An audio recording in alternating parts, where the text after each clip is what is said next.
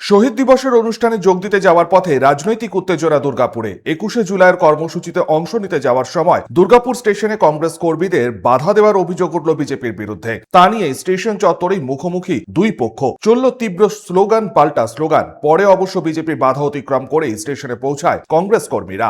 ঘটনাকে কেন্দ্র করে মুহূর্তের মধ্যেই উত্তপ্ত হয়ে ওঠে দুর্গাপুর স্টেশন চত্বর। দু দলই একে অপরকে লক্ষ্য করে স্লোগান দিতে শুরু করে। কংগ্রেস নেতৃত্বের দাবি, বিজেপির বেশ কিছু কর্মী পথ আটকায় তাদের। নিরুত্তাপ প্রশাসন।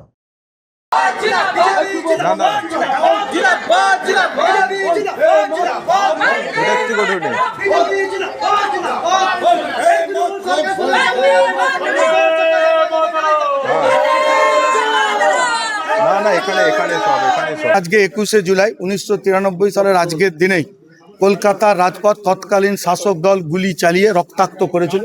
13 জন কংগ্রেসী কর্মীকে শহীদ হতে হয়েছিল।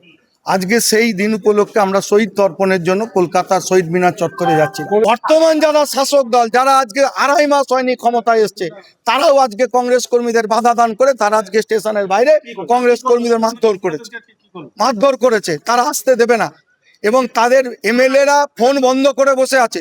জেলা কংগ্রেস সভাপতি দেবেশ চক্রবর্তীর নেতৃত্বে শেষ পর্যন্ত বিজেপির সেই বাধা অতিক্রম করে স্টেশনে প্রবেশ করেন কংগ্রেস কর্মীরা। কলকাতার উদ্দেশ্যে রওনা দেন। স্টেশনে ঢোকার মুখেই একদম বাইরেটাতেই মহিলাদের উপরে মারধর করেছে। শুধু তারা কলকাতায় যেতে দেবে না, কলকাতায় যেতে দেবে না, শহীদ তর্পণ করতে দেবে না। বলছে কালকে যান, কালকে যান, আজকে যাওয়া যাবে না। কলকাতা রাজপথ আজকে দখল করতে দেওয়া যাবে না। আমরা তাদের বাধাকে অতিক্রম করে এসেছি এবং আমরা দীর্ঘক্ষণ প্রশাসনকে ফোন করেছি, প্রশাসনের কোনো সদুত্তর পাইনি এবং পুলিশ এতক্ষণে স্টেশনে আমরা ঢোকার পর পুলিশ এসছে। যতক্ষণ ওখানে ঝামেলা হয়েছে 45 মিনিট ধরে আমরা পুলিশের খোঁজ পাই। ধস্তাধস্তি হয়েছে, মারামারি হয়েছে, আমাদের ঝান্ডাকে ফেলে দেওয়া হয়েছে। এতক্ষণ পরে পুলিশ যখন স্টেশনে আমরা ঢুকেছি 4 নম্বর প্ল্যাটফর্মে, তখন পুলিশের দেখা পাওয়া গেছে। যদিও কংগ্রেসের পক্ষ থেকে করা এই অভিযোগ অস্বীকার করেছে বিজেপি। কংগ্রেস যেসব অভিযোগ করছে এগুলো যুক্তিহীন, কারণ ভারতীয় জনতা পার্টির এটা কালচার নয়। কোনো কংগ্রেসের নেতা নেত্রীদের কোথাও আটকানো হয়নি, তারা মিথ্যে কথা বলছে।